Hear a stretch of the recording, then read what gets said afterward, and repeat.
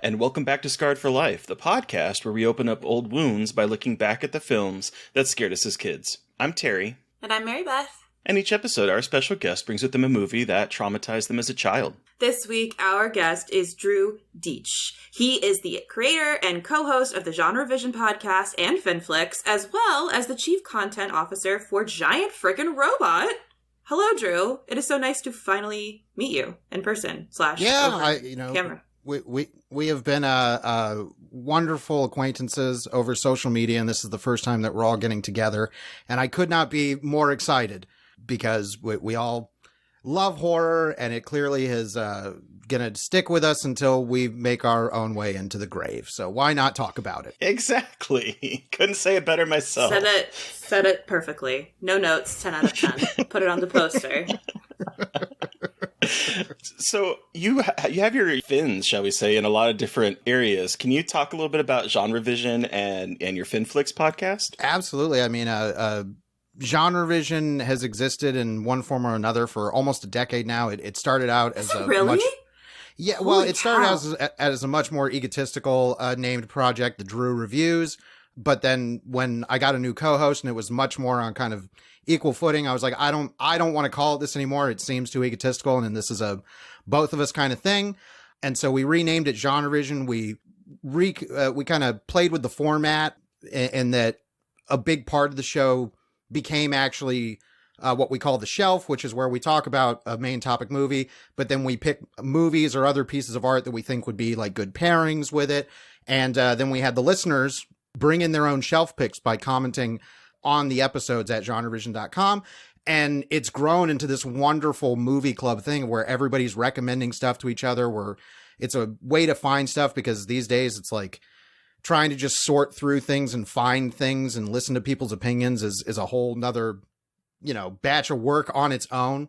There's so much out there, and there's so many things that fall through the cracks because there's just too much stuff to watch and read and stuff. Yeah, and GenreVision was honestly our way of, kind of being able to be our own curators of the stuff we want to watch, but also for other people saying like, hey, if there's one thing we know in this life, it's movies. We can say that with some, a level of confidence, and we want people to discover things that they probably wouldn't on their own. And then the real big passion project, and the one that is the most work and the nearest and dearest to mine and my co-host Travis Newton's heart, is Fin Flicks. That's a very in-depth show in terms of every season has like a big theme, and we have very specific criteria in the episodes. Like we talk about, the best bite or the best kill in the movie type stuff. And then in season 2, we added a much stronger narrative structure where Travis and I actually became kind of characters in an ongoing story in relation to the movie reviews. And we're currently in production on Fin Flicks season 3, which is the most ambitious creative project I've ever undergone. It's definitely, we've definitely taken the Mystery Science Theater 3000 influence to its height, in that the story that's going on in season 3 is very MST3K inspired and fun. And there is an ongoing arc that we're having to write. So we're doing the reviews right now for it, like the review sections, but then we're also writing scripted material that Travis will be editing in, sound effects and music and all sorts of stuff. And growing up where I did in Southwest Florida, aquatic horror was always right out my window. So it was always going to be, and Travis himself is also from Florida. So we just kind of connected on this, like, hey, we both really like aquatic creature features. Maybe we should do something with that. I love and that. We're speaking to a really good crowd, especially Terry. Terry is aquatic horror. Not king, because it feels like you both are kind of in competition for king. But I'm appreciative of it, but I am not as in depth as a lot of people are. I will take being an aquatic horror bard. I just want to travel the land and tell people about it. So that's how I feel. That's not good. Did you make that thing that said "my big don't touch me or my gay aquatic son"? Was that you, Drew? I made that for me. I have that that saved on my phone and show it to everyone. I have it on my phone. It's been on my phone for years. You've warmed my heart today. It's beautiful. That warms my heart every time I see it and makes me feel very seen and loved. I love that. So I'm curious, what is like an aquatic horror movie? And I know you gave me a suggestion, and it might be that one on Twitter when I was asking, but what is like an underseen aquatic horror movie that you like to champion? I mean, this is not, I think, an underseen one, but it's one that was kind of a season 2 of Fin Flicks. Our name of it was Deeper Waters, because we wanted to explore the variety of what aquatic horror even is. And the one that I hope is starting to be appreciated as a wonderful film is Anaconda. Anaconda is one of the great aquatic horror movies, but I don't think it's thought of as that, because like, well, it's a big snake. It's like, well, yeah, but they're on a boat for most of it. And one of the best scenes is seeing Owen Wilson's CGI corpse face and a snake underwater. There's a lot. The waterfall scene is great. That was actually our season finale, because it was our big argument of like, we want to look at this in a broader perspective. And Anaconda, I mean, for most of my life, Anaconda was nothing but like the butt of a joke. And I was that kid who saw it at my friend's house at the right time and was like, people don't like this? This is the most amazing thing ever. The snake is eating and throwing up John Voight. I could just watch that on replay. So, hell yeah. But as far as one that I think is kind of off the beaten path and people will have to see, and I'm going to say it here in the hopes that somebody out there can find it and restore it, is one we're actually doing for this new season, and that is called Creatures from the Abyss, also known as Plankton, which is this Italian 90s movie, but it's all with English-speaking actors, but done in the wonderful Italian way with no sound. Everybody's dubbed over. It's a bunch of kids end up on a science research yacht where I can't even tell you the things that they're doing on that yacht without spoiling some wonderful lines. But it really is like the aquatic creature feature Evil Dead. It just goes so nutso with the special effects and stuff. And it's one that I don't know if there's any plans or anybody out there trying to find it, but it's one of those, like, I'm telling you, if this suddenly showed up on a popular streaming service that people could see it and know about it, it would overnight grow a cult following. Wow. I'm just reading just some letterbox stuff just because I'm curious. And the first thing I read was porn/research yacht. So you've got me. Yeah, there is you've got me so hard in terms of it being like a porn research yacht, and then there's it's like a penis. I'll spoil one strange thing about it. Is it's supposed to be this very high-tech yacht, and there's all these kind of like pre-Siri video displays where some female assistant will be, telling you what to do. So they'll go in the bathroom and they're going to take a shower, and this woman's on the screen in the shower like, ooh, yeah, rub yourself all over. Like, oh my God. I have to watch this movie fucking immediately. It's so my great. God. It's so great. And trust me, that's the tip of the iceberg with that one. Oh my goodness. Okay, wow. When you recommended this on my Twitter, I did notice, I think there's a copy on YouTube, and I'm added it to my list because I must, and after this conversation, I think I'm going to be watching it this weekend. Yeah, somebody needs to give that movie the love it deeply deserves. It is an absolute secret gonzo gem. And if this does anything at all to get it out in the world, then I did my due diligence. Hell yeah. Petition to have Drew do something for the eventual Creatures from the Abyss Blu-ray release, everybody. We're manifesting. Thank you. We're manifesting. I'll do it for a copy of the movie. Like, so I'm curious. Like, okay, so because you grew up in Florida, you had aquatic horror all around you. Like, what was the film that got you into aquatic horror? Was it? Is it Jaws? No surprise. It's Jaws. Well, like it's funny. Jaws is my number one favorite movie. It always has been, to a point where I don't remember like a life without it. I couldn't tell you the first time I saw it. It's just something that feels like it's always been in my life. Okay. I have like an image of a memory of sitting on the floor in my parents' bedroom with the TV up on the TV stand watching Jaws. Maybe that was the first time, but it was a wonderful kind of confluence of seeing Jaws and, of course, being absolutely riveted by it and scared in the way I think a lot of people were scared, but not in the way that I've heard, people being like, oh, I couldn't even go in a swimming pool, after Jaws. It was like, no, I was actually deeply fascinated by it because it helped power my love of sharks in real life and learning about them. One of my first, elementary school job wishes was like, I want to be a marine biologist because I just want to work with sharks. Mm-hmm. But it was also incredibly important because it's the first movie I can remember where I wanted to know how they made the movie.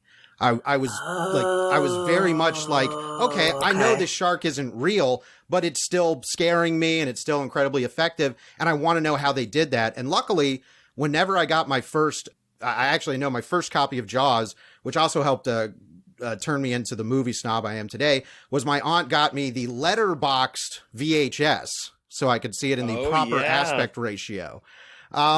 So on that, they had a shortened version of the Laurent Bouzereau documentary, The Making of Jaws, at the end. And so immediately it was like, well, I associate Jaws with being curious about how movies are made as well. So it's just this movie that has always been there and always been in the periphery. And now it's like, I'm very happy to have it be, I guess, part of my brand, let's call it. Hell yeah. Hell yeah. Have you ever swam with sharks?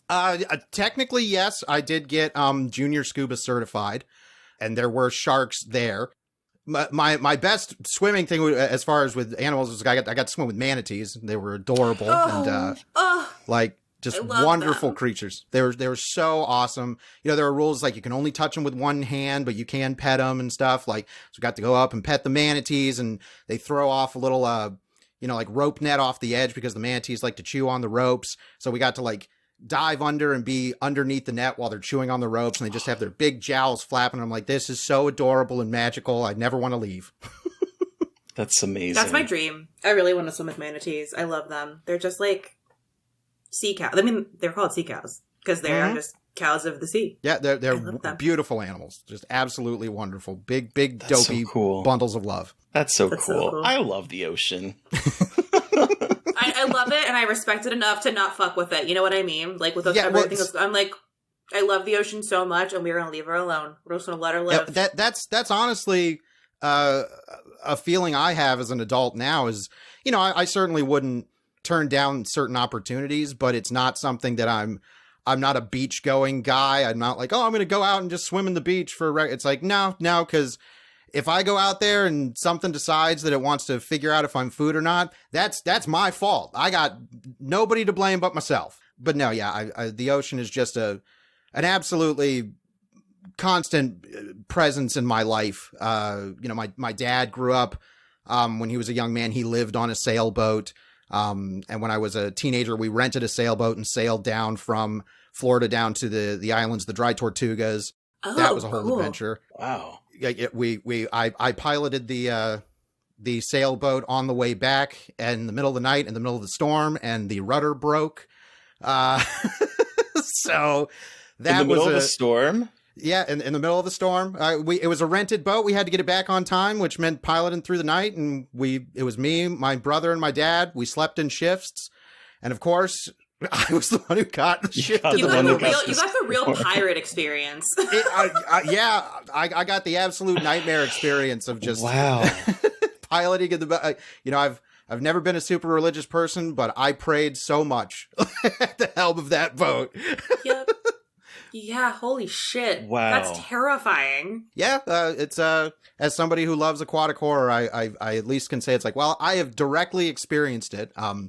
Because during that we dropped anchor on this structure that was out. I don't even, it was some kind of tower. I don't think we were legally supposed to do it, but we were tying it down, and my dad slipped on the boat, and I went to go up and make sure he was okay, and I slipped and fell off the boat in the middle of the night. Oh no. And what's so funny, being somebody who has worn glasses since first grade, literally as I'm in midair, the first thing I did was just grab my face so my glasses would not fall. Yep. Kids with glasses for life, man. The shit that we learn. I was the same way with glasses. It was just like all the time whenever something happened. Mm-hmm. It's an immediate instinct.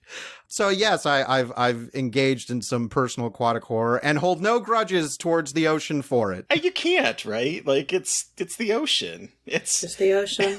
It's Mother Nature. I have realized, as much as I love aquatic horror and as much as young Terry, after seeing Jaws, okay, side note, I think it's funny how, like, well, not funny, I think it's really sad, but I think it's kind of funny how Jaws is, like, that book, like, terrorized people to the point that, everyone wanted to go kill sharks, whatever. Whereas for me, it made me want to become, like you, a marine biologist. I wanted to study them. I wanted to do everything that I could to be near them. And then it turns out later in life, I am incredibly seasick. Oh, that's a bummer. Yeah. Yeah, I've been on like a fishing boat, and I was vomiting over the side and chumming the waters, and I was on a small boat to go out to go with sharks, which is a different story that I'm not going to waste time on.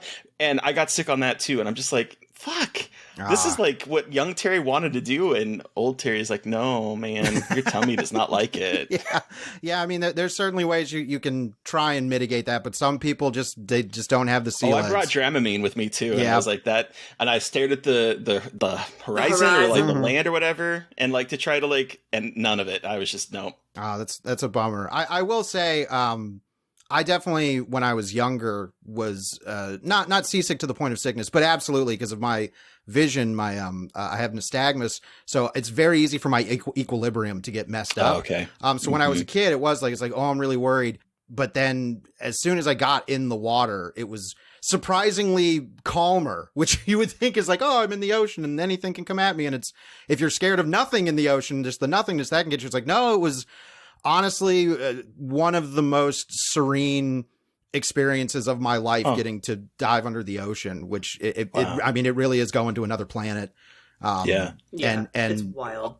It is absolutely something that if I ever have the financial means and time to do again, I will get recertified as an adult and scuba dive again, because it's something that, like you say, with Jaws, it's something that only inspired me more to respect the ocean, to, do whatever little part I can in terms of conservation and stuff. And we've certainly been supportive of that on the Fin Flicks podcast. And it's kind of one of the reasons we did is like, we want to support and champion these movies that make you scared of sharks, because it doesn't do that for us. It makes us love sharks more. Yep. So I want that philosophy to be out there in the world. Okay, what's your favorite shark? Oh, what is it today? Yeah, today. Because, what is it today? I have so much. I have like a shark little kitchen mat that's just a bunch of, I love sharks. Recently I've been very into the basking shark. It's a bit, I love them with their big mouthy mouths. Yeah. Well, there was some video a while ago that people freaking out. It was like, look, it's a big shark. And people were like, it's a basking shark. Literally, it's like the nicest shark you could have next to a whale shark, which is also beautiful. Shark, yeah. There's a place in Scotland where you can go snorkeling with them. Oh, that's awesome. I've considered going before. I haven't yet, but I want to go. They're so dopey. I love how dopey they look. They've just got these big. They're dopey.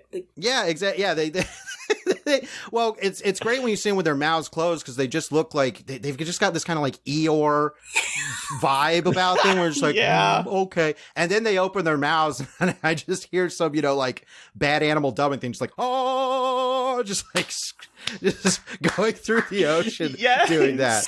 And I just think it's opera singers of the sea. Yes, exactly. Oh my God. So, love them. Love basking sharks. Hell yeah. I love sharks too, so I just love any opportunity to talk about sharks. Same here. We all do. Yes. Love them so much. Well, before this becomes Fin Flicks Part 2. Yes. Let's take it back to being a kid. How did you get introduced to horror? It's so funny, and I don't know if you guys have experienced this a lot with other guests or even yourselves, but horror is my genre that I call home.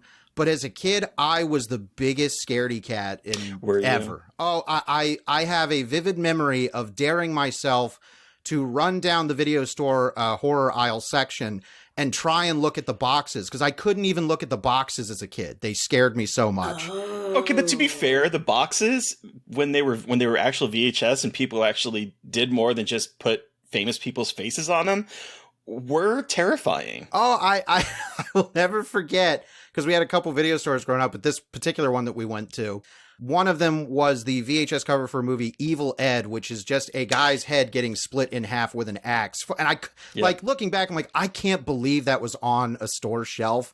And, I know. and somebody didn't complain. The things they would get away with. Yeah. So I was not, like, my parents were not into horror, but they kind of were in a particular way, in that my mom, at some point when she was growing up in the 70s, she went and saw horror movies. And when I was getting into horror, I would ask her, like, well, what are movies you remember going to see? She's like, oh, well, you know, she was scarred by The Exorcist and Carrie and all that kind of stuff. My dad he didn't find anything horror scary, but he loved horror comedy. He loved like Creepshow and Tales from the Crypt. We would watch those together. And so I really kind of got into horror as a way of making myself get over being scared of it. It was kind of an opportunity. And when we get to our movie, this was a big moment in this journey. It was like, well, I'm deeply attracted to horror, but I'm definitely scared of it. So it was like incremental things like, well, you know, I would try and watch horror movies on TV, but when something scary came up, I would change the channel and then change it back. Okay. I think the generation, you know, the millennial generation was kind of primed for certain types of horror, in that I religiously watched Are You Afraid of the Dark, the super formative show. I read Goosebumps, you know, this kind of anthology campfire mentality about horror helped ease me into it as a kid by being like, okay, like it's okay to be scared of these things. And lots of, I mean, you know, the Alvin Schwartz Scary Stories to Tell in the Dark books were super, you know, just made an incredible impression on me. Oh yeah. Those were those books that I like hated, but I loved looking at and always wanted to test myself about how long I could look at. Yep. And now I have a blanket with the cover. Me. I have a blanket now with the iconic cover of the guy with the red nose on my bed, and I sleep with it every night. And and like the other side is the scarecrow. And one of my family members was like, "You were so scared of that as a child. Now you sleep with that on your body every night." That's like, what's so amazing. I know. That's the kind of amazing thing about horror is like in particular, the memory I have. I got the first Scary Stories to Tell in the Dark book from the library. And I was like, okay, I know this is going to be scary, but I need to like amp myself up more. So I, as a kid, went under my bed and read it under my bed. So I was like, this is I'm in the monsters territory. Like, so if it's going to happen, they're going to come in here. Okay. So my first memory of reading that collection is underneath my bed. And that was kind of this, like, I'm daring y'all, come on. Like, you know, like trying to put myself in the maximum scary mindset. And that actually helped me, you know, to get over my very base fear of horror as a kid. And also to see like, oh, it's okay. Like feeling that is good. Like it's a good feeling to kind of face these things in what is ultimately a really safe way. Yeah. You know, it's, I think that's one of the things about horror, you know, me growing, like I never got in a fist fight as a kid. Like I was a very, very reserved, shy, quiet kid. And I was very scared. Like I was scared of a lot of, you know, things. And horror was kind of the way of like, okay, I'm also scared of these things, but I at some point know that they can't hurt me. They can't actually get me. I might have an overactive imagination, but I at least understand the difference between fantasy and reality. And this is a really safe and eventually fun way to face these feelings and indulge these feelings. And so it was pretty much like, end of elementary school, I'm starting like, okay, yeah, like I want to get into this. And I remember I rented Carrie and it was like, well, it's a book, got to read the book. So I bring the book to my 5th grade class. My teacher sees it and she says, hey, you like that Stephen King stuff? And I was like, well, it's, you know, the first one I'm reading, but I'm liking it. And she gives me, it wasn't her copy, it was her husband's copy, the hardcover of Stephen King's It. I was so worried she was going to take it from you. I love her. I know. Well, I mean, you know, so nice. Yeah, it is a landmark moment in my life that she clearly, you know, I mean, today someone will probably complain and get her arrested for doing that. But instead, she gave me this book and she was like, yeah, you know, my husband and I both read this. And if you like it, take it. And that period of time of me reading it, like for whatever that like kind of week was, that's all I remember doing. It was like, I wasn't watching any TV. I wasn't like doing it. I was so enraptured into this book that she had given me. And it was a turning point because that book, you know, it does a lot of things, but one of the things is it is kind of a thesis on horror and particularly horror movies. Yep. And it really just planted that seed immediately. Like, wow, this is just the boundaries of this genre are the only limit is the imagination.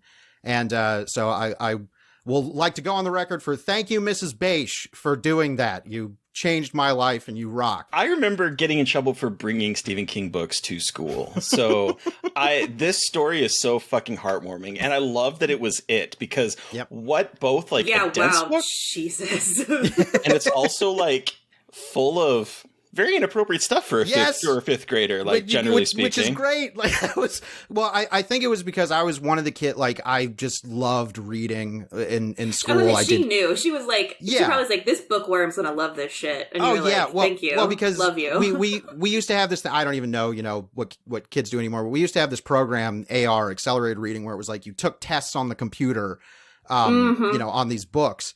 And one of the things you could do, because, lots of kids didn't want to read, was like, well, look, if you bring in your own book and you can write your own test for it. And that's all I did. I was like, oh, yeah, I'm just, so I read Jaws and made an AR test for it. So I think there was definitely, it's like, okay, I don't think his parents are going to get mad if he comes home with this book, because I think they're pretty cool considering the books that he's bringing here. I mean, fair. Yes. So, in that regard, I definitely, even though my parents weren't into horror, they were always very supportive of whatever it was I was, into at the time. That's awesome. They all, if it was music, if it was theater, they always were very supportive as long as they saw that it was something that I was passionate about. Like, I feel very lucky in the sense that I didn't have those parents who were like, well, we want you to go into this thing because we want that. It was really like, that kid, he knows what he wants, so it's cool by us. Like, we'll support him. So when I got into middle school and was really like, that's when my film obsession and by extension, my horror obsession became just everything. I think at that point they were kind of like, well, the train's left the station. Like, there's nothing we can really do. So we might as well. He wants some book about the evil dead. We don't know what that is, but fine. Like, he's fine. He's not. We don't have to worry about him. He's very well adjusted. He just likes all this wacky stuff. So thank you, Mom and Dad. Hey, that's so I feel cool. like the wackier shit you like, the cooler you are, because you just experience it on the page or on the screen, and then you're like, cool, I don't ever have to think, or like, I'll just think about it there. In my opinion. Same. So you were a really scared kid. Do you still get scared now from movies, or are you jaded like Terry and I for the most part? It's interesting. I always want to be open to the possibility of being scared. Like, it's something that I always want. And there are things in horror, particularly horror movies, that to this day, it's like, there's one I'll pull is an image from Suspiria when the woman comes out of the closet and she's got the knife and she's just wide-eyed and smiling. That image, if I think about it, is like, yeah, that's pretty fucking scary. But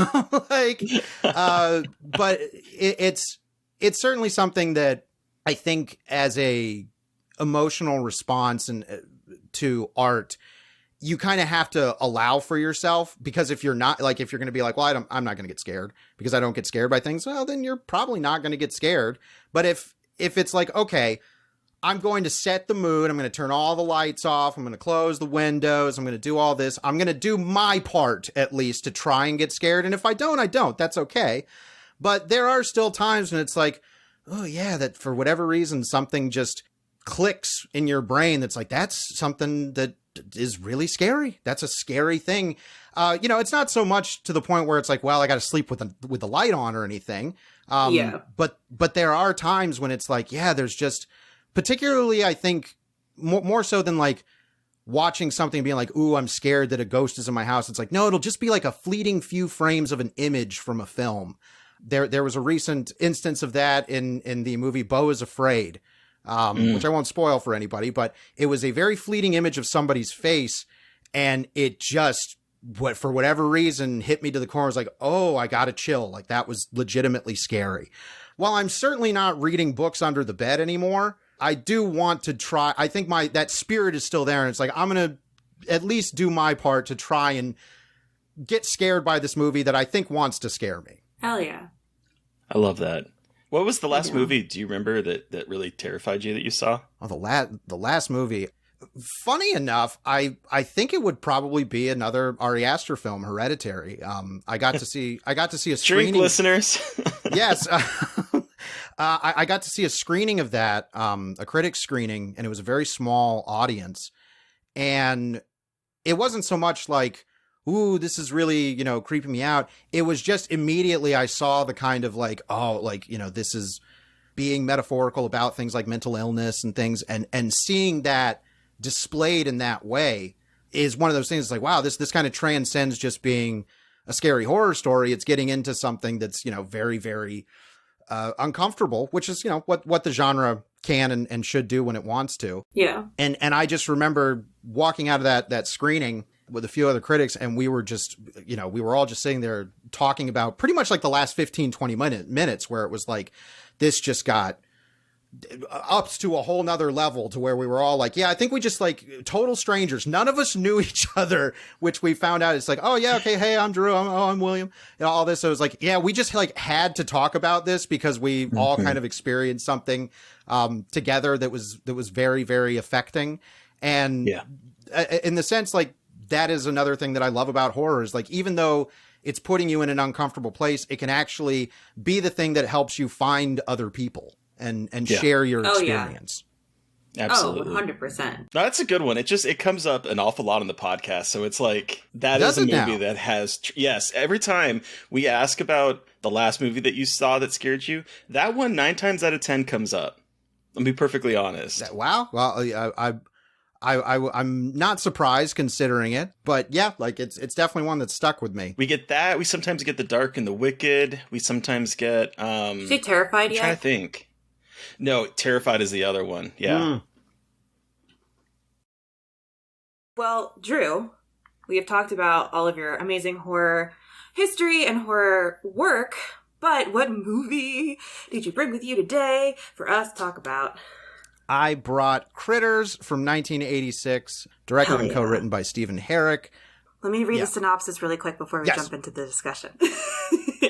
Okay, so for those unfamiliar with Critters, and yes, people, we did talk about this on Little Cuts, but it does not count. So if anyone tries to say anything, yes, we've talked about this briefly before, but not briefly.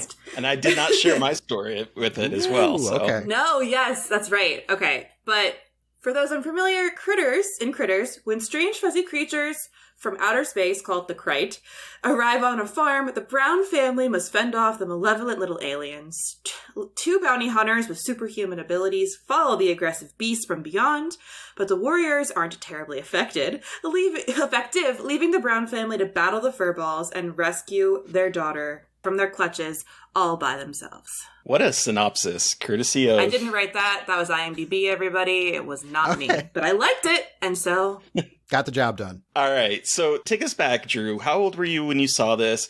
How did you see this? Why is this your Scarred for Life pick? Give us your horror story. So, going back to being terrified of VHS covers, at some point, I was 5, 6, or 7 when I first saw this, and... either through my aunt who got me the Jaws letterboxed or our next door neighbor, Sherry, who also gave me a copy of Gremlins, one of my favorite films, I got the VHS for Critters. And the box art terrified. I didn't want to look at it. I had a little tiny movie cabinet in my room and I would put it in there, so I just saw the spine. So for a long time, it was always like, oh, here's this movie and I know about it and I'm scared of the cover. I don't want to pull the cover out. And eventually, at some point, I decided it was like, all right, it's time. I'm going to pull that out. I'm not going to look at the cover, but I'm going to put the VHS in the player, and I'm going to watch Critters. And not planning this because the best laid plans of 5, 6, 7-year-olds.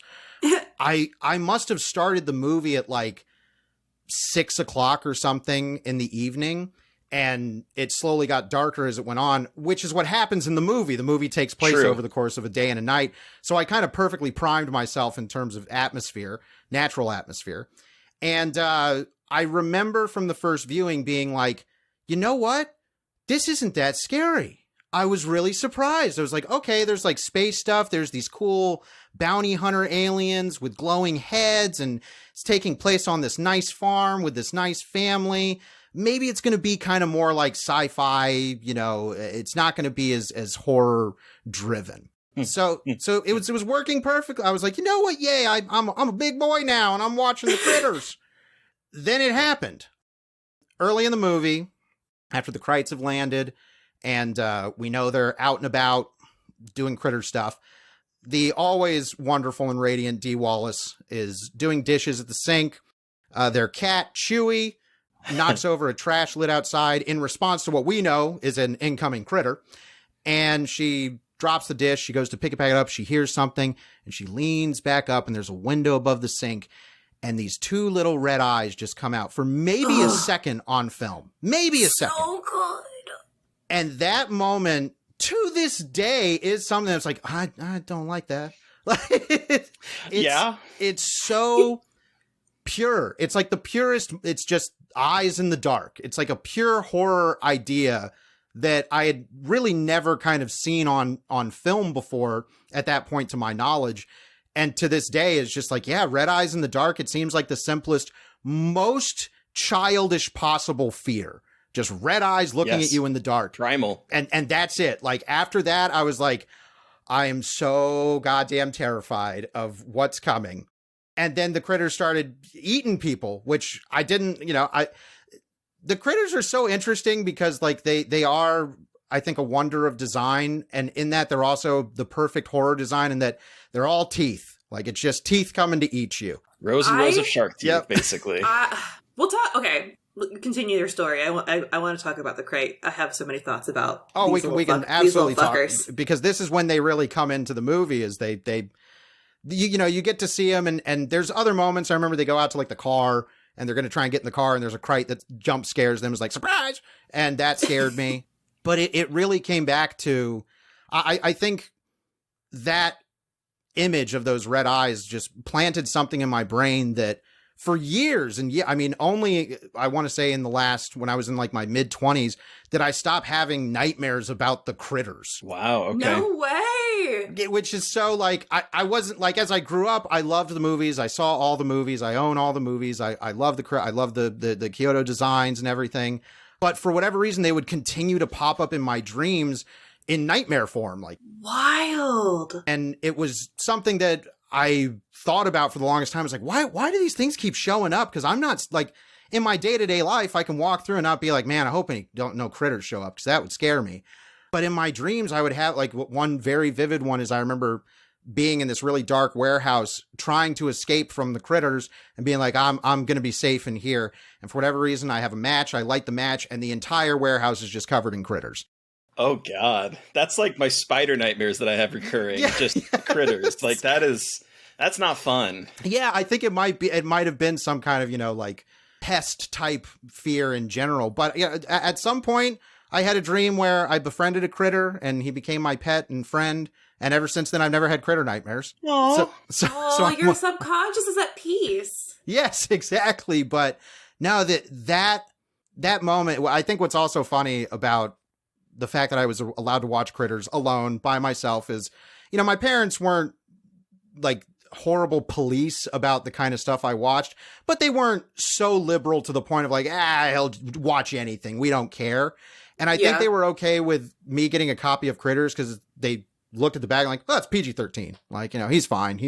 Even though he's, you know, 5, 6, 7. My parents. Yeah, Same they're like, parents. It's PG-13. Nothing too bad is going to be in that. Not knowing that it's not, you know, an overabundance of violence or nudity that they had to be worried about. It was just a pair of eyes that would send me screaming. Okay, but like the eyes, but like the critters are fucking vicious. And I remember the first time I watched this movie, which was actually very recently. I hadn't seen this until last year. Because for Little Cuts, right? Yeah, in August of last year. That was the first time you saw it. Wow. Yeah. I had never seen it. I had just, okay, again, like this terrible thing where I thought it was a Gremlins knockoff, and I didn't really know anything about it other than like, oh, it's like fuzzy little dudes, and I just didn't care. I didn't really care, which sounds terrible, but that's where my brain was. Well, fool of me, I don't know what the fuck that even means. I was a fool, is what I mean to say. Fool of me, bitch, what? It's a Tuesday. Fool. I was a fool because I love Critters. It is not. It is. It's pretty cruel. Like, for a PG-13 movie, like, it's mean as shit. Like, this family, like, I was fully prepared to watch them all die. Like, it was shockingly violent for what I was expecting. And I love that because it's really, I love how disarming it is where, like, the poster that I'm looking at is, like, the critter smiling with the big teeth and the nails, and like that's scary, but it's got the mischievous, like, I'm a silly boy vibe, and they're a little silly, but they're also really scary on the cover. Like, they look goofy, and I think that's the thing. I was like, oh, they're like they're again, like, and I know that this comparison is like pretty common of thinking it's like about Gremlins, but not really, because the fucking Krite are intergalactic space criminals, which I like. I haven't seen any of the other ones, so I don't know, like, how that comes up again. But, like, I just love that we start, like, and, like, Drew, like, your experience as a child, me, as a 29-year-old woman, was like, oh, we're in space? Oh, this is, like, gonna be, like, a weird-ass sci-fi movie, isn't it? Like, it's gonna be kind of cheesy, because they've got, like, the actually pretty incredible alien Star design. Wars knockoff. Yeah, Star Wars knockoff, though, for real. Is that what we call it? That's what we talked about that. Did I say that? Yeah. I don't remember who said it, but... We talked about, it looks like a Star Wars knockoff. It's incredible. It's fucking incredible. And then it just becomes something completely different. Like a one day, not single location, but almost, like absolute destruction. It's baby's first home invasion movie for me. It's a sci-fi Western. And the screenwriter, Brian Dominic Muir, directly said that. He's like, it's a Western siege movie. It's like Rio Bravo, but I wanted to do aliens instead of cowboys, you know? Don't forget the Alamo, but it's critters. So the entire bounty hunter aspect and stuff, it's like, oh yeah, this is a sci-fi Western horror movie. It's so... And yeah, the Krites are just like, I would be interested to hear your thoughts on the sequel, Mary. Certainly the second one, because I think Critters 2 is what people think of when they think of Critters. Because Garrus, baby. Yeah, and I love Critters 2, but it's much more of a, like, it skews way more into the comedy aspect. It embraces the comedy. It embraces being a Gremlins knockoff, because the first one was around as a script before Gremlins happened, but then Gremlins happened and like everything, it's like, what do we got that's anything like this? Oh, this thing, boom, do it. And so like I think that while they have some, they have the Critters rag, which I love when they're in the bedroom and tearing stuff up and biting the head off the ET puppet and things like that. It's like, okay, this was great moment. This was very much the, like, you need to make it more like that Gremlins because the Gremlins made money. But the actual Krite stuff is like, yeah, they're little mean fuckers who literally curse. That's a wonderful. Oh, that's right. Fuck. A moment during my scarred for life screening of this as a kid, until a certain point, it was like, yeah, I'm legitimately scared. This is really scary. But then, and don't ask me why at this age I knew that they were saying fuck, but I knew it.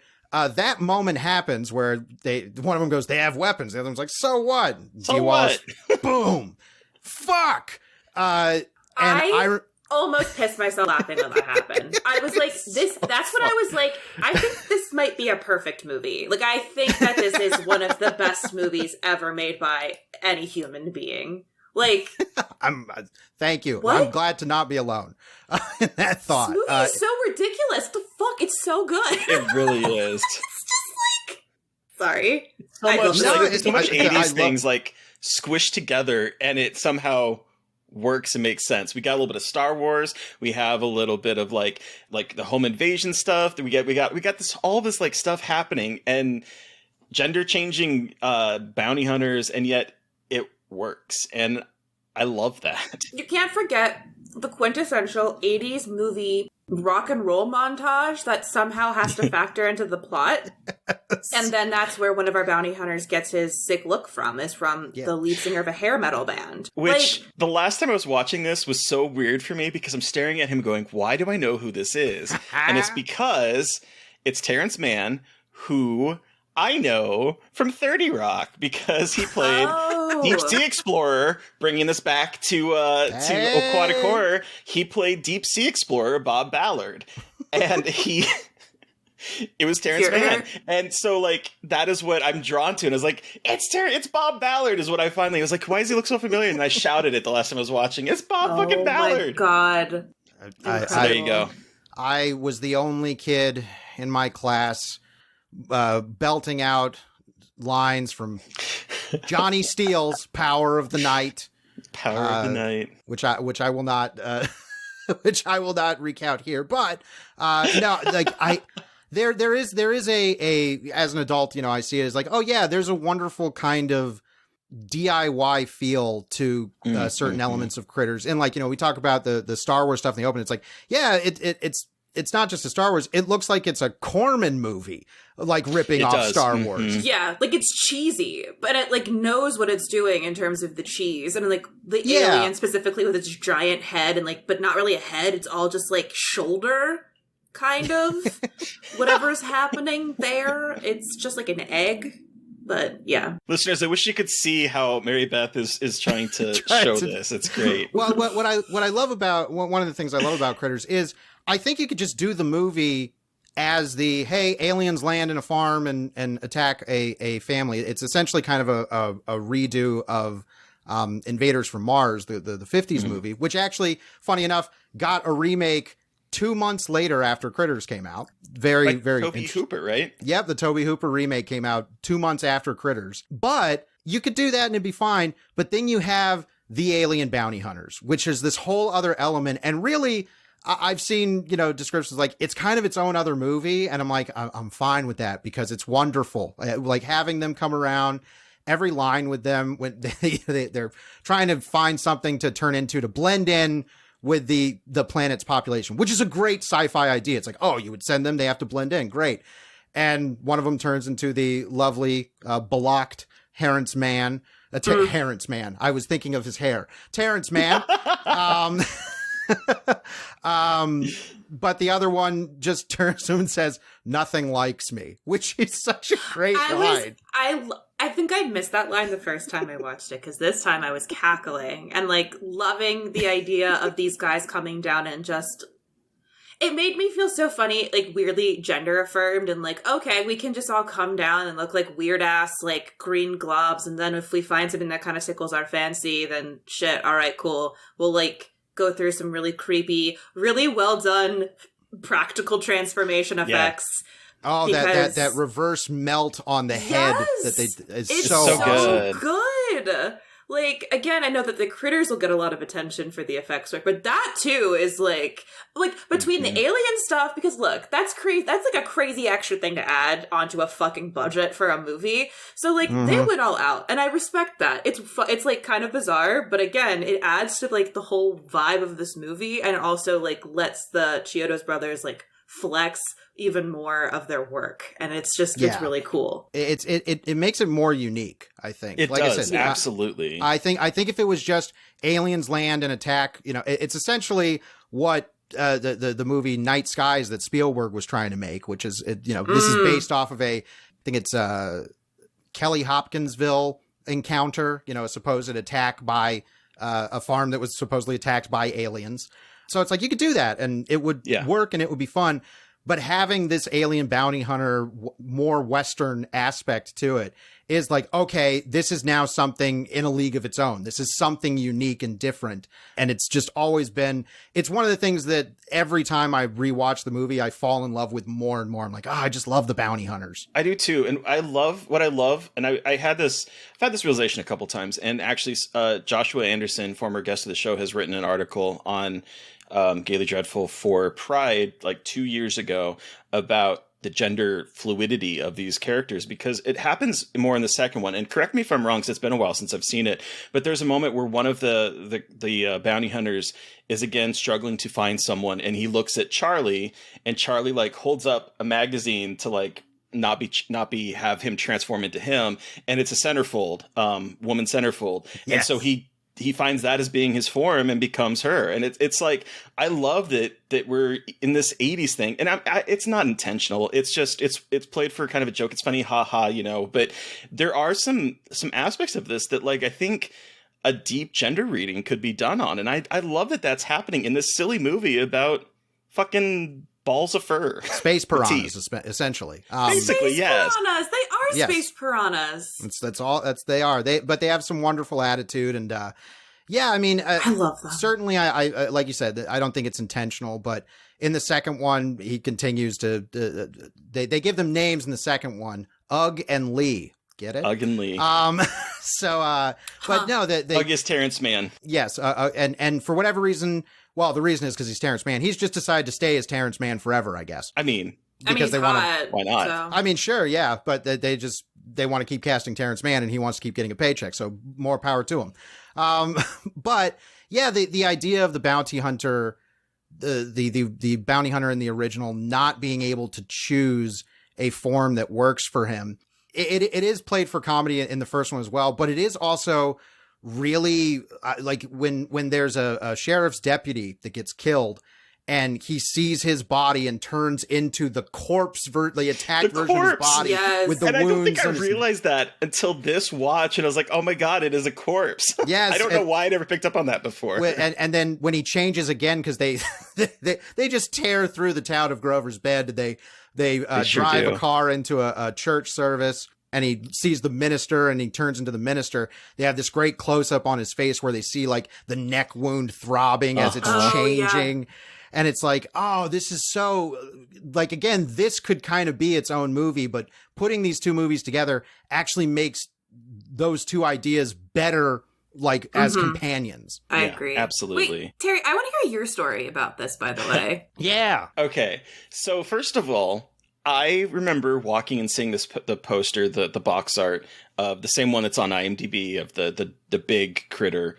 And this poster, especially in a time where you don't have like ready access to trailers or any information about a movie, I thought that this was the creature. Like, I thought it was just going to be this big hulking creature.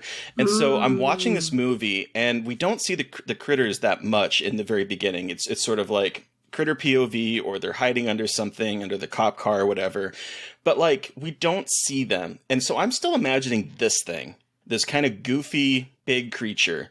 And sort of like you, for me, the moment that I have seared in my mind is eyes, but it's the eyes in the basement of the farmhouse. Yes. Where there's like, they're kind of silver, and all you see are these two glinting eyes, and it's played very subtly. It's not as drawn to necessarily as like Helen's experience with it. Yes. But they just stare at you, and it's like, that's fucking creepy.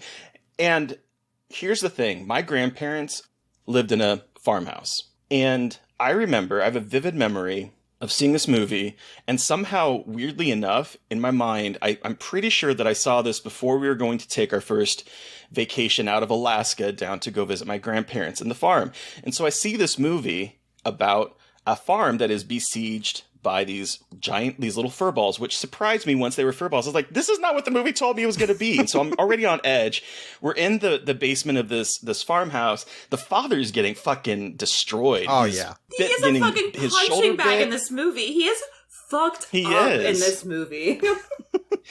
He's getting his shoulder bit. He's having spines shoot out. I'm like, what is happening? Like, I was not prepared for any of this as a kid.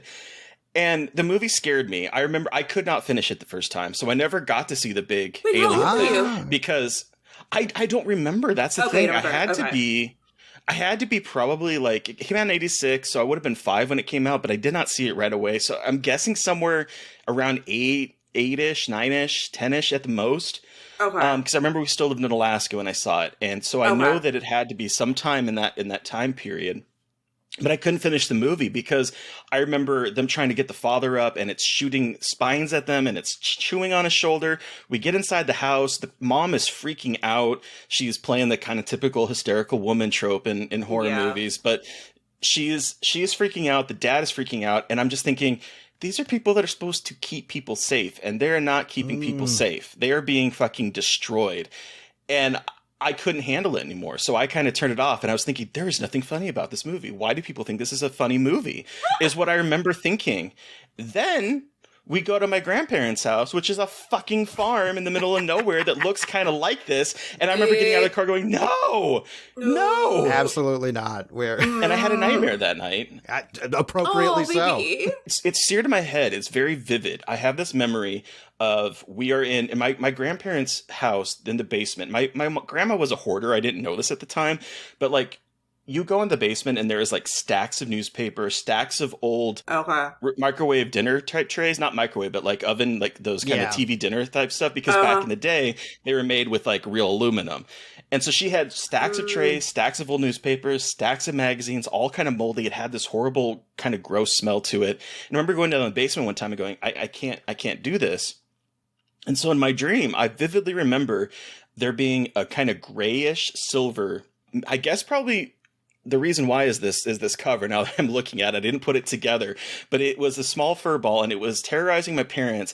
And I remember it shooting a spine, one of this little quill thingies, into the neck of my mom and her falling over and not being able to move. And this is my dream.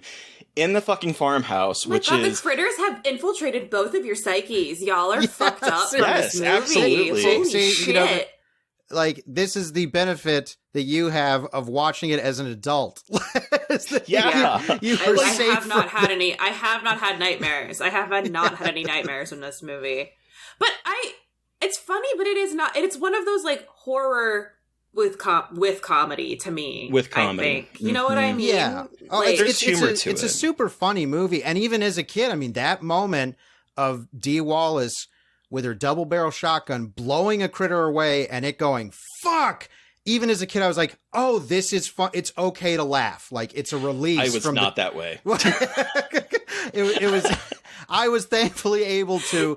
Terry's like, get me the fuck out of this shit. I cannot do this. Fuck this. But I'm very glad you brought that moment up, Terry, with the eyes in the basement, because I wore out my VHS copy of this as a kid, and I didn't see that moment until the movie hit DVD, and I got it on DVD. Oh, wow. Because, like you said, it's a more subtle thing. It really is. Billy Green Bush is got his flashlight. He thinks he hears something, and what's brilliant is they show a shot of the shelves, and we don't see anything at first. Yeah. Then we hear a noise. He passes the light over. And if you know what you're looking at, you can see it's like, oh, there's a critter right there, and that's his eyes. And then they cut back to Billy Green Bush. He's approaching, cut back to the shelf, and it's hunched over and doing whatever it's doing. It's moving, and you're like, what is happening? You're like, okay, something is definitely there. And I think there's little things about, this directed by Stephen Herrick, who probably is most well known for Bill and Ted's Excellent Adventure. Another 80s random sci-fi staple. But he also helped co-write this because the original version of the movie was apparently like very hard R, directly like horror.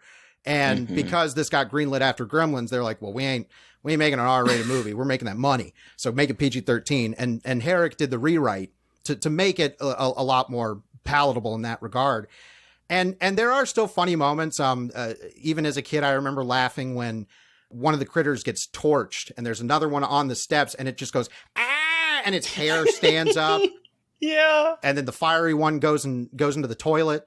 Like, there was still fun stuff to be had. Yeah. A little Ghoulies moment right there. Yeah. Yes, definitely. Very a nice nod to Charles Band there. Yeah, it was a movie that I feel that obviously it was very successful. And when the sequel came out, the sequel was like, well, you kind of can't do that again. So it is like, let's just go full bore fun. The critters are even brighter. They're they're gray now in the sequel.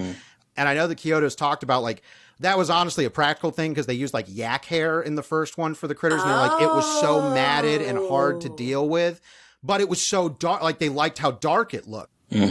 But then they're like, it was so hard to deal with. So when they did the sequel, they're like, we're getting different hair and it's going to be brighter because Mick Garris is going to, they made it a much brighter, more lighthearted movie. It's more of a Gremlins movie than the first one. But that first one, it just still has, I'm still surprised at the moments that when I watched it, I'm like, yeah, that there's just something about the perfection of these things design of just, they are just little tiny fur balls with red eyes and just giant grinning teeth. It's the kind of creature design that I think is the most effective because it's something that does feel like, it does feel very simple and almost like it feels like something that would be in a kid's nightmare. There was this fur ball with teeth that came at me. Sounds like a dream monster, except they actually made it. What I love about is it Kyoto? Is that how you say it? Or Chiodo? It's Kyoto or Chiodo, but I don't think... Kyoto, okay. Don't judge us, y'all. Yeah, don't judge. But the one thing I love about the Kyoto brothers is the fact that their creations are very like whimsically macabre. Like between the Killer Clowns from Outer Space and this, there's something kind of goofy and silly about them, but also like terrifying. And I'm thinking about this, Drew, because you're talking about how they feel like it's out of a kid's nightmare. And I think that's true. It's like that kind of thing where they feel like they could almost be something you'd want to like reach out and hug and like and enjoy. But at the same time, that mouth is full of fucking teeth, just like the fucking killer clowns that are cute and whimsical and kind of goopy, like, but they're also horrifying. And so I love that's kind of their mix in films, and I wish we had more of them, honestly. Yeah, I've seen this subgenre of horror dubbed Gremcore, little monsters running about, and it is a subgenre that I have a particular affinity for, and I think it's just something that was more I would say not necessarily acceptable, but just more embraced in the 80s. And as time, it's funny, I remember an interview with Jordan Peele, of all people, and he brought up Critters, and he was like talking about movies, and he goes, Critters is a movie I watched a lot as a kid. It's not a good movie, but it's, and I immediately want to be like, well, if I ever get a chance to sit down with Jordan Peele, I'm immediately going to be like, so you said Critters wasn't a good movie. What do you mean by that? Explain yourself. I was like, so elaborate, because I'm on the other side of that fence. I think it's not only a good movie, I think it's kind of a minor masterpiece of the era. Gremlins, which gets all the play and is wonderful, I like to watch it every Christmas. Gremlins is more directly magical and even more so whimsical. Like, it has, the Gremlins are outright goofballs, breaking the fourth wall and stuff.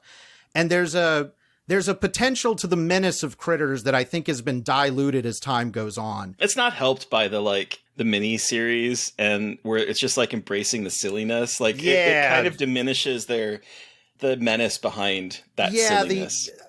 The Critters a New Binge web series is a thing that exists. I don't recommend it to anybody. The last movie that they made for direct-to-video, Critters Attack, it's not great, but at least it's like, okay, you're trying to get things back on the right track. I feel like it feels the closest to the first movie in terms of intention, pretty much since the first one. But it's just kind of hampered by its budget, and its reach exceeds its grasp. But I'm glad to see that I feel like people are kind of coming around to the first Critters. Again, I think that's helped by Critters 2. I'm telling you, I think this is a series that is primed for a requel. I would like to see Dee Wallace, Billy Greenbush, Scott Grimes, Nadine van der Velde, come back and have to deal with this again. That's what I want. I will not give my Critters pitch, but I will say that, because I of course have one, I will say that I do think that there is an avenue for Critters to come back in a way that harkens mostly back to the first one, because it is this kind of cult little franchise. Like, I own all the movies. I've seen all of them. I've used Critters 4 to help my insomnia. And it's not even the worst Critters movie. I don't think I've seen 4. I think I've only seen the first. Is 3 the one with Leo? Yes, 3 is Leonardo DiCaprio's feature film debut.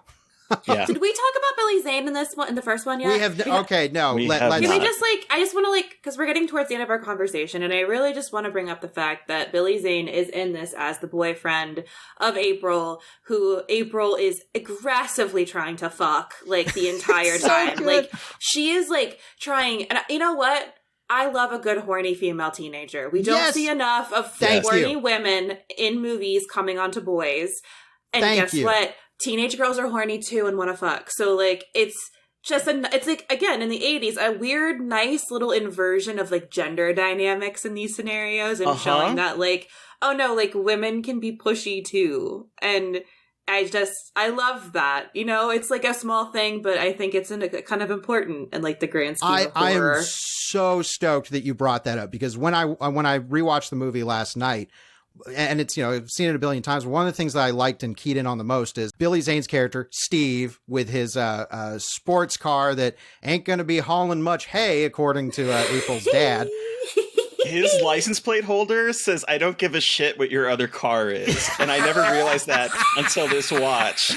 It's It's too great. 2GR8. Like, Steve is this wonderful, like, he's an 80s hunk, but he's like. He's Billy Zane, so of course he's absolutely just gorgeous. Gorgeous. He is like this soft-spoken, trying to be as polite as possible guy, and I love the dinner scene where April, you know, grabs his thigh and he kind of reacts, and they have a reaction shot of Dee Wallace smiling like, I know what's going on, and she's super cool about it. Like, she's super cool. So when they're rushing out and she's like, you know, Steve said he's going to give me a ride in his new car, and he's like, I did? Yeah, sure, I did. It was really great, Mrs. Brown. And she's leaving, and the dad, but you can tell he doesn't want to leave. He's like, what? He's like, the best, okay, I guess we're leaving now. He wants to hang out with the parents. He's trying to be like he's on such good behavior. He's on such good boyfriend behavior. And April's like, man, I want to fuck. I got needs. So I'm going to take you to the bar and fuck. Yeah. And she takes him out, and I love the exchange between Billy Green Bush and Dee Wallace, where he goes, you know, Helen, if you told her about, you know, the way things are, and Dee Wallace's delivery of just years ago is so perfect. And then it's followed up by him going, years? Like, the perfect dad shocked her, and she's just like, honey, you're way behind the curve. Walk away. Yeah, exactly. It's like, oh, you sweet summer child. It's like, oh.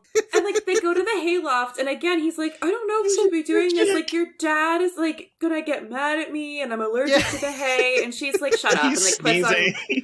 It's just, and then I just love it. I love it showing a horny. Like, again, this is not to be creepy, but I mean, in showing that, like, young women have sexual desire, and they are not always put upon by creepy boys. Like, it's important to see that. She is, I love Nadine Vandervelde in this movie. I love her performance of April as, like, she's the power sibling, because the real, like, main character of the movie is Scott Grimes. And it's obviously, you know, trying to capture that particular boy's adventure, scary horror perspective. But I love how much April plays into the story. So much so that, you know, like, he has to cover for Charlie for hitting her on the butt with the slingshot, which is why he gets grounded, so he can see the ship crashing from his room, so he sneaks out of his room. No movies for 2 weeks. That's right, no movies for 2 weeks. Yeah. Oh, Jay. Like, I know Dee Wallace gets kind of stereotyped as the 80s mom. She's so great in this. Like, and she's like very much the hysterical mom a little bit, which like gets a little bit like, when it all starts coming down, what I actually like is before everything goes down, she is like, there's a great moment where they're having all of this banter and drama at the breakfast table, and everybody leaves to go out for school, and she sits down. She's like, "Thank you for the wonderful breakfast, Mother." Like, just this. And that's the thing. It's like, I think that it's a bummer because there's more to her before it all gets going, and then I feel like she is kind of reduced to like a screaming, unable. And I say this. But then at the same time, it's like, how the fuck would I react in that scenario? You know what I mean? So it's like, and juggling, I'm juggling it back and forth of like, oh, screaming woman, but also like, well, I mean, like, what the fuck would I be doing? Kind of also. So I don't know. I mean, she's all of us if we were faced with this. Let's be honest. Yeah. But in the realm of this movie, where she's the only one who is like panicked and screaming, and she's just reduced to sort of like, I was really surprised at one point that someone just doesn't slap her, because that is also like a big thing in the movies. Tropey. Whenever there's like a hysterical woman, and I'm using quotations, listeners, is that moment of like, snap out of it, you know? And so like it plays into that trope a little too much for me, but like I just think it does her kind of bad in that moment, because I think her character is really interesting up until the point when she is screaming. In defense, in a couple defenses, I will say, one, they at least, I like that they actually take the dad out pretty early, so she's actually the one that has to handle the shotgun a lot. Yeah, and she's true. the one That's true. she's blowing critters. She blows away the critter that She leads sure to the great does. fuck. So, but the particular moment that I think that I think's being focused on is when she asks Scott Grimes to go checks like the windows and stuff, and he's like, I already checked them, and she just screams him like, well, check them again. And instead of the slap you moment, there's an acknowledgement of like, yes, like this is an extremely stressful situation and I'm not handling it well. Not handling it well. And the kids understand that in that moment of like, okay, like this, we've never seen our mom have to deal with this kind of stress before. But I really love all the stuff with, I love her coming across the Johnny Steele Power of the Night music video while she's trying to read her little book and just being like, what is this crap? Like it's a perfect mom response. It really is. I love But yeah, I mean, Wallace. Fuck, yeah, she's so good. But now Billy I just Zane- watch Cujo. I mean, Cujo, same thing. Like, The Howling. wonderful. But yeah, Billy Zane is in this movie, and I just love that he's included. Just, you know, for a quick little cameo. And he gets like the most vicious. Like his Yeah, fingers he get gets- bitten off. Yeah, And he gets from what I got. understand, they actually had to cut that scene down Mm-hmm. to miss an R rating. So like they had to like You were gonna say they actually cut off his fingers. His ponytail, his little, it's not, I don't even know if it's proper to call it a full ponytail. It's like, no, A little it's rat tail. It's like a mullet Yeah. ponytail. Like his it's like mullet. somewhere, it's so weird. like a guinea pig tail. Is that a term we can coin? Because it's like between a rat tail and it's like between Yes, rat I like and pony. that. It's Was it's it a this, wig? I don't know. I mean, don't I would not put it know. past. I would not put it past Billy Zane to have that hair in when they probably filmed this 1985. But his whole look is just. I will say, considering everybody loves Billy Zane, I think Steve is one of the unheralded like 80s boyfriend characters. Like I really He's do a think himbo. it's like He's a beautiful Yes. himbo boy, and he does not get enough credit for being a beautiful himbo. he's so nice because yes, when they go to the bar and he's just saying like. Your dad didn't even like me eating his cooking, you know, like eating his food. It's like, I don't It's think like, he's going to be your parents are happy gonna if kill me if they find yeah, us. I'm going to be dead. Yeah. So This was his second movie, so I wonder if he did Wow. have the hair. He was in Back to the Future was his first movie. that's right. Yep. He's one of the Biff's thugs. Oh, that's yes, right. But he gets what I think is actually the most violent shot in the movie in terms of what we actually see is when he's reaching up to fix the radio and a critter comes and bites his fingers Bites off. his fingers Yeah. off. And it's this great extreme close-up of the critter's mouth going onto his fingers. And even though we don't see any fingers and he's just grabbing it and he's just doing the old trick of like, oh, I've just got my fingers pulled back and they got some blood. Then he gets one that just barrels into his stomach and bites him and starts eating him. It's like, yeah, this is the Just eating them out. R.I.P. Steve, man. Steve died hard, like for us to know that the critters are a serious threat. Yeah. Jesus Christ. Ugh. All right, well, on that incredible note, do we want to wrap this up and give it our rating out of 5? Sounds good. Let's Because do there's it. so much that we could talk about. I know. One smash cut. I was scrolling through my notes, and one smash cut that I absolutely loved is when, gosh, I can't remember what his name is. The deputy gets shot with the needle and then yanked under the car, and it cuts to Helen using the garbage disposal. And I love, because right there it is so, like, you see him getting pulled and you're like, what is happening to him? And then we see the food going down the garbage disposal, which is probably what it looks like. And it's such a great little bit of a gag of like, yep, this is what happened to the deputy. Yes, Right here. that's And a I just very, love that moment. very, very cute and very like that's a way of getting around an R rating type idea Yep. of like, look, we'll smash cut to this and imply something way more violent than we can imply. actually show. So yeah, wonderful Yeah. moment. Hell yeah. Uh, All right, Terry, yes. how many beautiful heads of Billy Zane's hair out of 5 do you give Critters? You know, when I was adding this back to Letterboxd, I noticed that I had given it a 3.5, and that is a shame because this movie is a lot more. On this rewatch in particular, I was just taken back. It brings me back to being a kid, first of all. It brings me back to like that kind of horror movie that does not feel safe, but also is sort of safe. And I don't know, there's just the comedy in this as an adult is working so much better than when I was a kid and did not see anything funny about this movie. I thought it was dead serious and I was terrified. I can see the humor. As you said, Drew, I think that this movie works because it is pulling so many disparate things. It's because we are in space and there's goofy aliens and we have these bounty hunters that have neon green skin that change. We have like a home invasion. We have the kind of derpy town cops that are running around. We have Lynn Shay. Oh, She's in here. Oh my Yep. God, that's right. Lynn Shay is in this. I can't believe, I'm very glad you noted on that, because one of the most important moments in the film for me, seeing it as a kid, was Lynn Shay's introduction. She's pretty much the radio dispatcher for the police, for the wonderful M. Emmett Walsh, who is this cast is just secretly stacked. Very M. much Emmett so. Walsh has been old his entire life. Pretty much as long as I've been watching him in movies. But her introduction is she's reading some kind of National Enquirer type rag. And he goes, so what's happening, Sal? And she goes, well, this here says that John Travolta used to be a waitress in Fort Myers, Florida.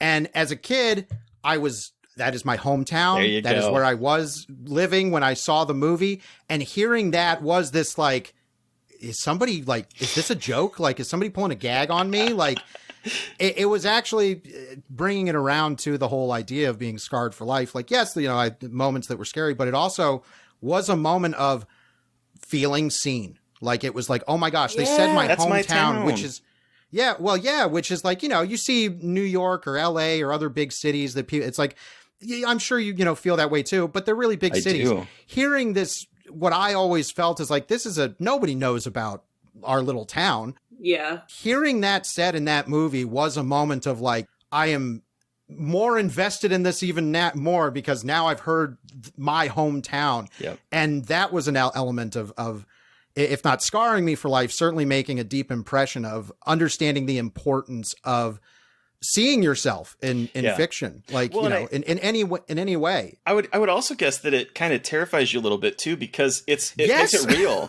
Like, that's a real place. This isn't just a movie taking place in some random place. And yes, the movie doesn't take place in Florida, but like, they mention Florida, and so that kind of grounds it a bit more, I would think. Just hearing Florida would have probably been, because it's always like, oh, hey, Florida, but hearing the town that you're in, that you grew up in, that is the where you're watching the movie for the first time is like, okay, this is real. Yeah. This is really happening. But yeah, anyway. Back to your rating. It's a 4.5. I think this movie is close to perfection. I love this movie so much. So I'm going to chop off that little rat tail and give it 4.5. What about you, Mary Beth? I'm also gonna give it 4.5. I think this is such a quintessential 80s movie, but is so smart in how it's it's like, it on the surface looks like such an 80s movie, but has such interesting things going on under the surface that you wouldn't expect. I love how mean it is. I love that it's not afraid to, again, fuck with gender roles a little bit, and having the dad get absolutely destroyed in the beginning and have him be dragged around by his daughter and his wife primarily. I think there's some really cool stuff going on there. Like, instead of having a dead parent and the kid having to be the dead parent, we have the injured parent, which I think is a really cool trope that not enough movies play with. Yes. I think there's just a lot of really cool things happening here that are subtly really fascinating for what this movie is. And the effects are incredible. I want a little guy. I want a little Crite as a buddy. And I just love how, and then I also and again, I love kind of a bittersweet ending with their house exploding. They're alive, but they're banged up and their house is gone. And it's just really it comes interesting back at the very end, though. Yeah, it comes back at that's right, duh. At the end where it reconstructs and everything, which is it's also funny a you really mentioned that. fucking cool scene in terms of that is a reshot ending, because the original movie did end with their house totally destroyed and they just left, and then you see the critters' eggs at the end, and they reshot the ending because they were like, it is too much of a downer. They were like, oh, their home's just what's going to happen to them? So then they have which, by the way, the actual the actual explosion of the house is not only incredible as an effect, it's a huge explosion. I like that the Krites blow up their house just to be dicks. Just to be dicks. They pause and are like, just to be dicks. Yeah. And that's, again, they're assholes. They're little furry agents of intergalactic chaos. They don't really have a purpose, a goal. Not purpose. They don't have a goal. They just want to fuck shit up. And we need more movies about little weirdos just fucking shit up. Like horror movies specifically. Like there's enough like weird like comedies that do that, but I want another horror movie that is little weirdos fucking little weird shit assholes. up. We do not have enough of that. And I think we need it. So 100%. Drew, you have the final word. How many beautiful heads of Billy Zane's hair out of 5 do you give Critters? I can't possibly even be remotely attempt at objectivity here. It's 5. This is one of my top 10 favorite movies of all time. Like it's something that I can throw on at any time, but more so I also give it that because it's a movie whenever I have introduced it to people, and even if people know it or have seen it or like, oh yeah, Critters, and they see it's like, that's actually better than I remembered or better than I thought it would be. It's a really, really good script. Yes. Like it's just a good, tight execution of its premise with lots of flavor. I think that the thing that keeps it from being acknowledged as a truly great movie is like, well, it's a silly B horror movie with little, ghoulies, I'm sure somebody has called them. And it's like, yes, it is that too, but there's nothing why would that ever be a negative? Like those are all positives in my book. It's still, I think, one of the 80s movies. Like when people think about the 80s, like, oh, Back to the Future and stuff. For me, I think of Critters. Sorry, my cat is an agent of chaos. It has been a moment since we have heard that.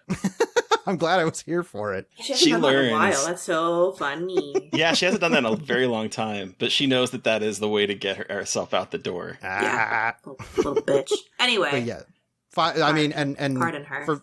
For Billy Zane's hair alone, I give it 5 out of 5. I mean, you got it right. It's true. Well, thank you so much, Drew, for joining us and bringing this movie. Thank you. So we could revisit it. Where can listeners find you? And do you the floor is yours if you have anything you want to plug or talk about. Sure. Come check us out at GenreVision. We actually did an episode about all 4 Critters movies all together. You can, we would love to have you as part of the GenreVision Club, genrevision.com or wherever you get your podcast. Just search GenreVision, all one word. You can read stuff that I've written before at Bloody Disgusting, of which I've been a contributor. You can check stuff out at Giant Freaking Robot, and you can follow me on Twitter for as long as that still exists, at Drew Dietsch. Hell yeah. All right, listeners, you've heard from us, but we want to hear from you. What are your thoughts about Critters? And then also the other Critters movies. I'm very curious in hearing about that. Send us an email at scarredforlifepodcast@gmail.com. Drew, what would be your rating? Is it 1, 2, 3, 4 in terms of like the quality of those films? In terms of the series? Yeah. It would be probably 1, 2, 4, 3. Oh, 4, 3. Okay. Yeah. If you ever want me to come back to talk about Critters movies, you do not have to hesitate. But yes, I would say, and I'm not going to count the new binge or the new one. They're kind of outside of that. So, but yes, 1, 2, 4, 3. Hell yeah. All right, listeners, but you can send us an email about your Critters thoughts at scarredforlifepodcast@gmail.com, or you can reach out to us directly on Twitter. I am at MB McAndrews. And I'm McGailey Dreadful. And of course, don't forget to follow the podcast on Twitter at Scarred Podcast. And please don't forget to review, rate, and subscribe. And if you want to help support us, we are on Patreon. Thank you to Eric Power for our artwork. Thank you to Sean Keller for our music. Thank you, everyone, for listening. Please stay safe out there, but most importantly, stay creepy. And until next time.